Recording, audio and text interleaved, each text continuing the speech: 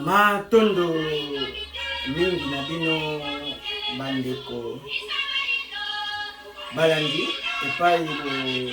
bopeseli biso ngonga ya kolanda biso tozomisi yango matondo mingi na bino banso bobomisango yambo matondo na tata mokeli ya bikelamu biso aleki banso pe biso na bokasi pe na nguya yazali bongo maso matondo mingi nde na bongo matondo na fumuki mbango ya ntongunwa wapi bandimaki bomoi na bango elekama na fimbu na humiliation na kocholama na baebongo bazalaki na kalite te bazalaki na poids na ye te kasi asemilia amikitisi po akende kofungola baboloko ya molimo po bakoko babiso babima nde bongo bango baya kopesa biso kikwanza oyo Afrika mobimba ezwaki bongo kikwanza na nguya bakoko matondo ya kimpa bongo mesana bango pe lokola bamizikisaki na moto bandimi badongolo miso batuma ntuni nzoto na bango pamba te elembo ezala ya bolandi nzela ya libiko fomuki ngai matondo na bakoko babotaki baboti biso pe biso lokoto bakobota pamba te Afrika esila bato te tobatela mabele ya bakoko matondo mingi kasi yambo sango ya mwa pasi pe ya mawaniteni ya Congo mboka bilaka na le 7 kaka ya 5e mois mai oyo tozali mpona koloba mai te bongo mvula ebetaki na parti este ya République nde ebomi mpenza mingi koleka na Sud Kivu nde bongo tokaboli pasi pe mawa na bino banso bana ya Congo na ngonga oyo toya bongo kolekisa manaka oyo bobomisana matondo mingi pasi komona ete tokokaki ko prévenir parce que ko gouverner bongo za ko anticiper ko prévenir na ba danger pona ko batela population pamba te mokambi foyer ba ete azali ko représenter bon tata mokili pas to sengela la protection justice bomengo misala libala nyonso nde nzambe na ye nde atia bakambi neteni ya politique po bango ba représenter ba problème sociaux ba pesa biyano na bai oyo baye koloba na mboka kasi kozanga koyeba mabomba mi ya parti spirituel na bino nde boko zanga pe koyeba rôle ya dirigeant politique akoyeba ko jouer na mboka na ye donc dirigeant politique azate pona corruption pona kotonza ba poche na ye pour se faire riche ye moko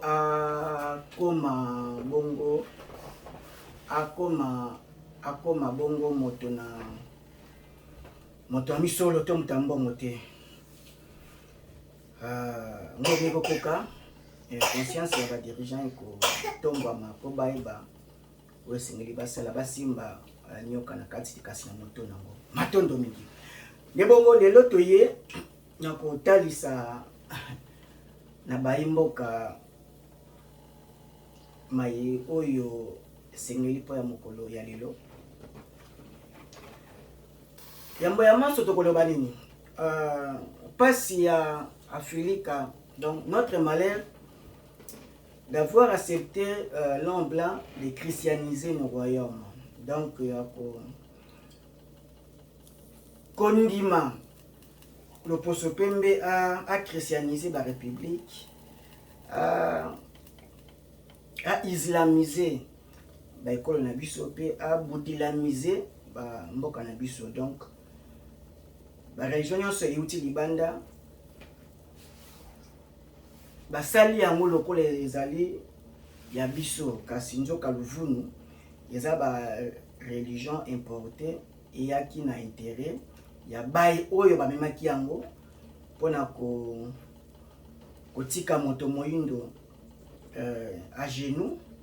pona kotika moto moyindo na abolition asalaka kosukola ndambu pamba te biso toa na partie désertique te biso Afrique noire to lobela bongo donc biso toza bongo peuple ya bibale ya mai pe ya bankota kasi exclusivement esalami okosala kaka losambu na langue ya arabe oyo mosako na bango alobaki okosukola kaka bayibiteni ya ndambu ndenge bongo basalaka pe bongo bouddhisme eyesu na makambo nango pe lokola donc wapi pasi na biso ya kondima biamba bapaya kasi atako kowumela ya butu suka nango tongo ekotana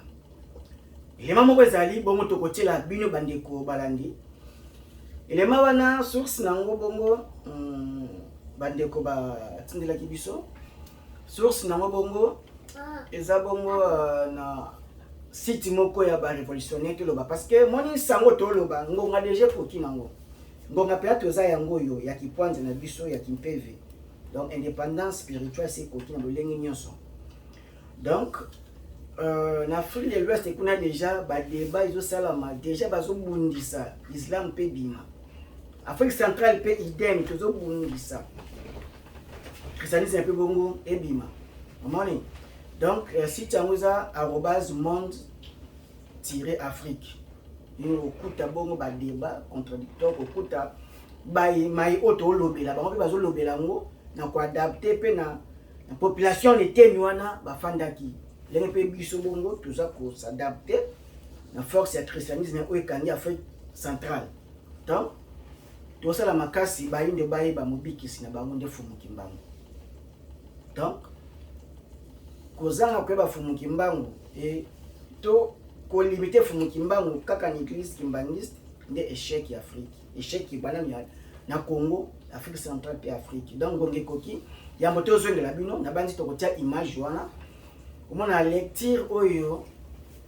ndeko to bandeko basali par rapport ya échec ya Afrique donc échec na biso ezali kondima ba christianiser donc ba république ba mboka na biso et ba komisa moto moindo chrétien to christianiser nde bongo eza échec pamba te ba démocratiser ba royaume na biso parce que ce qu'on l'a dit bien démocratie on dit baza ko définir yango na volonté pouvoir za peuple te peuple za ko exercer ne pouvoir te tina ba mboka autofani parce que prévane que na période ya confinement batunaki souverain primaire te batunaki pe population te est-ce que tout confiné ba confiner kaka donc pouvoir za nango ko exercer na bato moko boye représenter na présidence nde bongo baza ko konza ndenge balingeli nde bongo zo singela biso pe mutu azala na spiritualité ancestrale pour permettre au diriger koyamba na fumuki mbango na mokila molimo pour apesa la solution à problème matondo totia image comme ça to kozongela bino to landi bongo banso chrétiens et musulmans parce que les Européens chrétiens et les Arabes musulmans sont venus faire la guerre en Afrique et ont gagné. Si c'était la Chine qui avait fait et gagné la guerre en Afrique, la majorité des Africains seraient aujourd'hui bouddhistes et fiers de l'être. Accepter ces religions imposées est donc une preuve de soumission, d'acceptation de la défaite. Mais si les Africains avaient gagné la guerre, ou si personne n'avait attaqué le continent, la majorité des Africains pratiqueraient toujours leur religion ancestrale sans problème. Et l'Afrique serait sans aucun doute le continent les plus développés du monde. Vu son magnifique climat,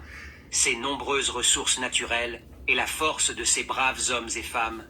pourquoi le christianisme et l'islam freinent le développement de l'Afrique? En fait, le peuple africain, pas habitué à ce style de croyance, ne maîtrise pas ces religions. La majorité ne distingue pas la fiction de la réalité. Ils ne savent pas ce qui est au sens propre et ce qui est au sens figuré. Alors que les Européens et les Arabes pratiquent ces religions sans problème avec une certaine organisation, ça va dans tous les sens en Afrique. La majorité des Africains sont très naïfs face à ces religions. De nos jours, l'Afrique est considérée comme le continent le plus religieux, au regard du pourcentage élevé de croyants. En fait, les élèves ont dépassé les enseignants. Voici la preuve de la naïveté de l'Afrique. 1. l'Afrique est le seul continent où on trouve plus d'églises et mosquées que d'écoles et d'entreprises. On est les seuls à penser que la religion est plus importante que l'éducation, l'emploi et le développement économique. Ces lieux de prière sont 100 fois plus fréquentés que les bibliothèques, les laboratoires. On est les seuls à placer la croyance au-dessus du savoir et au-dessus de la science. 3. Les pasteurs et les imams sont de loin plus nombreux que les médecins. On est les seuls à faire passer la religion avant la santé. 4. Les Africains sont encore les seuls à faire passer la religion avant l'agriculture. 5. Quand les Arabes et les Européens ont un problème, ils trouvent une solution. Et quand nous les Africains avons un problème, on laisse à Dieu. On est les seuls à abandonner nos problèmes à Dieu. 6. Presque tous les continents se protègent avec l'arme nucléaire et les Africains se protègent avec Jésus et Allah. Sommes-nous les seuls à faire confiance à ces dieux? Bref, en observant, en échangeant avec la population, on se rend rapidement compte que la religion passe avant tout sur le continent. Cette naïveté constitue le principal frein au développement de l'Afrique. Y a-t-il un exemple au monde d'un pays qui s'est développé non pas grâce à l'industrialisation, mais grâce à la religion et aux prières? Quel est le retard qu'un individu accumule durant toute sa vie de tout le temps passé à prier et non à se reposer et se cultiver? À quoi servira de penser comment l'Afrique va se développer avec des gens aliénés et bornés qui ne pensent qu'au paradis? Qui pense que le bonheur c'est au paradis romain juif ou arabo-musulman? Ça serait une perte de temps. C'est comme ne pas faire la vidange d'un véhicule et se plaindre de l'état du moteur. L'Africain conscient et soucieux du développement de l'Afrique doit faire la paix avec son passé et chercher à connaître la religion de ses ancêtres. Et non, il ne s'agit pas de sorcellerie. C'est toujours le manque de capacité à distinguer la fiction de la réalité qui peut pousser certains à croire que la spiritualité africaine, c'est la sorcellerie.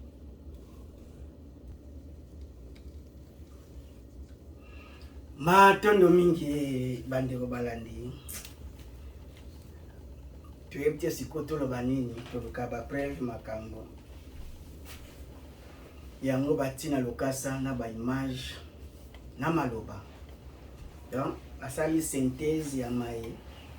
manso tozote ya butu moi sikoyo tata mokeli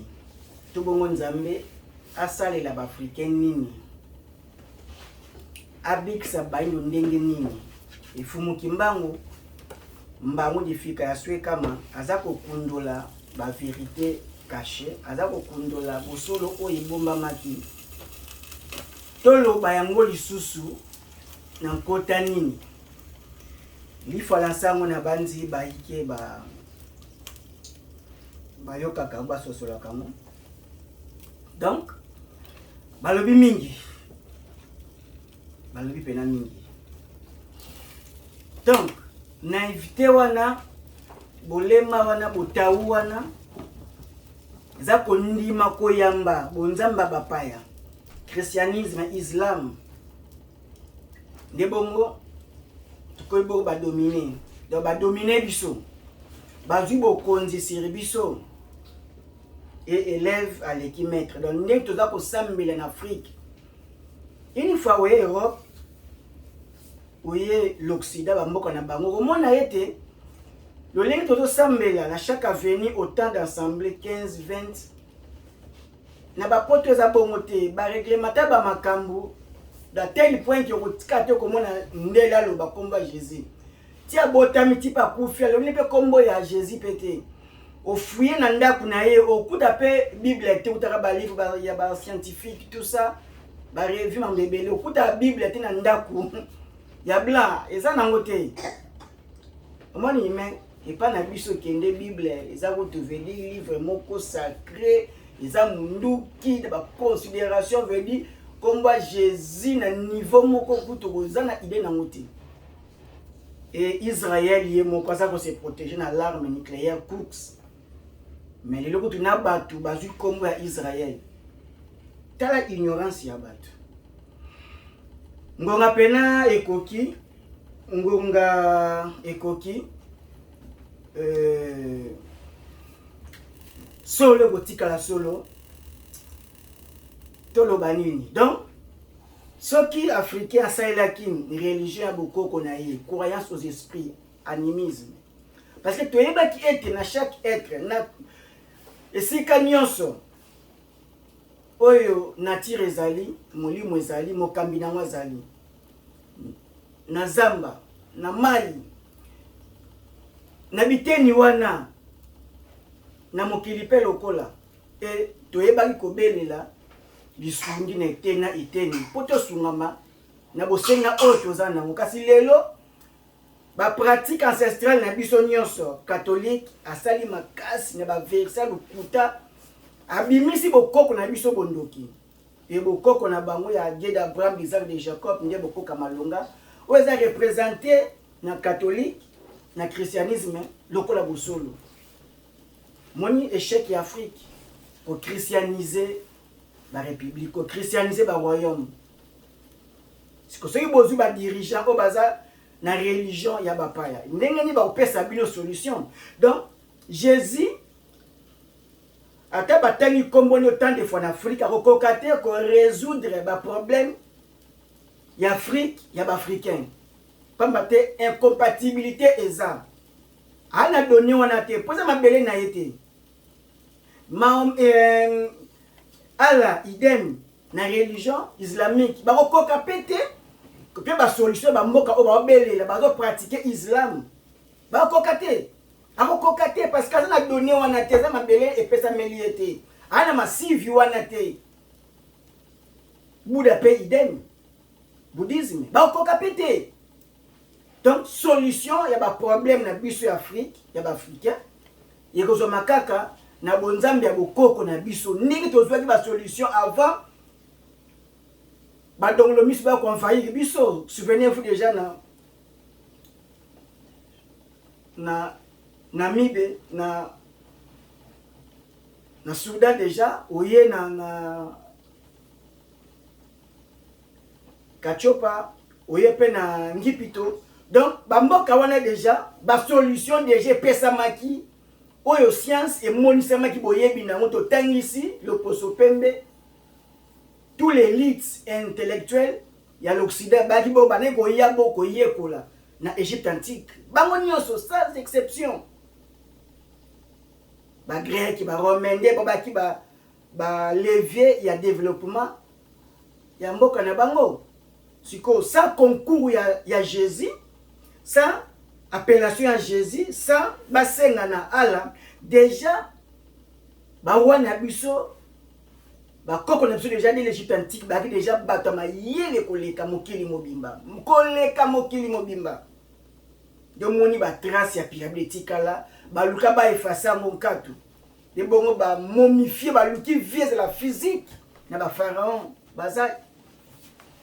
ndenge ba kundela ba ndenge bazaleleli. Mais Jésus kakalanzi o abaye kotia déjà butu mikona mikwa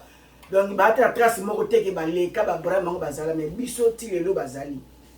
mani o bongo l'Occident pour ta commission lokola science baza ko tanga kama mambo ya Égypte. Donc alobi presque nyonso Afrique ozaka bokasi ya tokozongela religion ba koko ya tokozongela lolenge ba koko na biso bakamba maka. Donc ngonga ikoki sikona makambo oyo yoki na be batindi vidéo na ba batali déjà na toile parce que zo cartonné na toile ozuna liba ko kolanda ya oyo et dimanche au église et ozo tchape espoir que lola moko boezala ka vie moko boko continuer zali. Donc ba religion abrahamique et na ba promesse veut dire ba location ba utopie ba la kakas veni o donc ekoko kisama te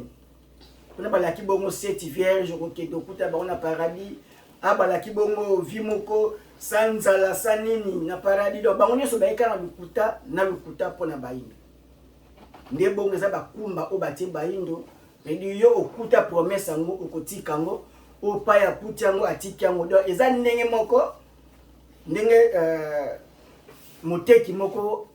tema bato baza koya mingi kodefa komi nyongo yakalobi so yele la biso te bakomi ni lobi te lo ti ça veut dire akodefisa na ete idem ka ndenge moko na bango. Donc ngonga pene koki na banzi video na bolandi na mokuse nango pamba te lobi pena nyonso donc ndeko azo manya malonga pembe na ndeko manyole liye penza mwatu kele mulaeza te video oyo eza bongo bokasi ya mfumu kimbangu ya balongo bakoko bapinzoli vedi bakundoli yango pona yozolanda ngai ndeko moyindo yebete ngonge koki traduire yango na nkota oyo yozoyoka oyo ndeko akoyoka ya moyindo paso solaki ngonga pene koki ete solution na biso eza bokoko na biso Afrique ne ba doté biso na ba potentialité nyonso toi na cerveau capable mais seulement toza ko manquer connexion spirituelle ancestrale wapo tocha fumu kimbangu mesika na ye akamba biso baindo potomona tombo ape réussite bamboka na biso matondo mingi tata mama yeba ete totika bana na nzela ya libiko po bakontinue katotika bango na nzela ya libungi te na carrefour te tolakisa bango deja nzela ya libiko na biso nde bokoko nde boyindo nde fumu kimbangu ya biso baindo batombwa malibe ya libela kino suka te matondo ingeta